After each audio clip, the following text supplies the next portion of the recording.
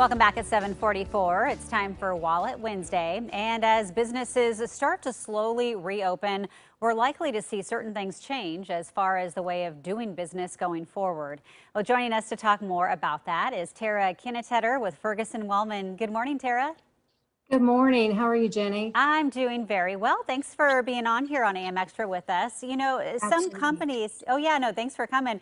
Some companies really well known for huge events and also travel being a part of the job. So what could we see change post-pandemic? Sure. I don't think that we'll see business travel ever be exactly the same again. The stay-at-home mandate shut down all corporate travel as well as large corporate events that we've all attended in the past. Um, all of us have learned to use video conferencing to be able to stay connected with our colleagues and also in our employees. And I think that's going to be a growing trend in the future.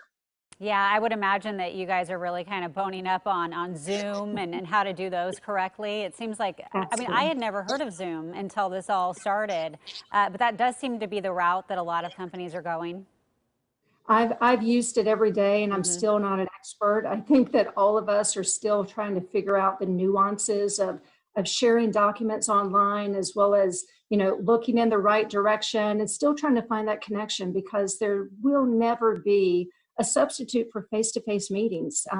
But we're making the best of it. Yeah, yeah, and not choosing a cheesy virtual background probably is another tip. You know, it seems like during the pandemic, we have seen a lot of companies like Nike and GM become more flexible with their business models, with the production of masks and ventilators in some cases, and diagnostic testing. Do you think that's something that maybe will stick after we get through this? I think that corporate America really stepped up, not just Nike and GM, but we had a number of local companies also stepping up to make masks, for those on the front line. I think it was that quick thinking and that innovation that we're so proud of that they're going to take into the future and really have as a competitive advantage in the marketplace. Okay. You know, it does appear that many companies in this case decided to protect their employees over shareholders during all of this. That maybe came as a surprise to a lot of people. Of course, they were trying to cut down on the layoffs. And we heard many cases of a lot of companies eliminating CEO pay or maybe using furloughs. Why the change?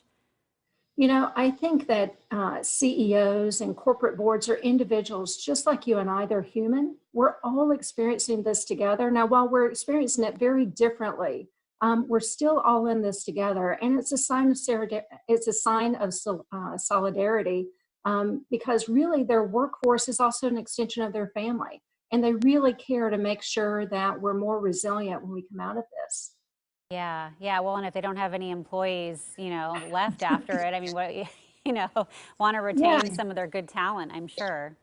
and I think not just retaining their Yeah. talent, but also loyal and Yeah. wanting to attract new talent in the future. That's a good point. And finally, some early studies have shown that communities with high levels of pollution actually have higher COVID-19 death rates. Do you think, and I don't know if this is a stretch, but do you think that this might lead to some behavior changes with corporations when it comes to, say, reducing pollution? I've heard of that study and I've not read it, but what I Hmm. have seen is that corporate America over the last decade has faced growing pressure to become more socially and environmentally responsible. 5 years ago, only 20% of the S&P 500 companies actually reported a sustainability report, where 90% of them do today.